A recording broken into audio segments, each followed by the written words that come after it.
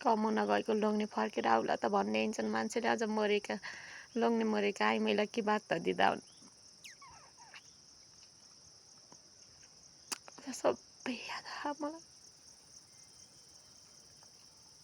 अझ मेरो लोग्ने परदेशमा नभएर घर आउँथ्यो भने नि जति बोलेका छन् नि मलाई तिनीहरूमध्ये कसैको पनि आवाज निस्किन त बाहिर आएर खक्का गाँस्दैन थिएँ कि आज मेरो लोग्ने उहाँ परदेशमा छ भनेर यसलाई यही हो मौका भनेर खुब भने नि मलाई।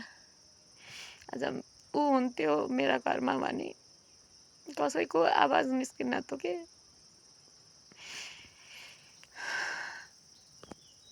त्यत्तिकै खालि एउटा अपराधीलाई चाहिँ गराहन्। ठिकै छ, तिनका पनि छोरीबेटी छन् के।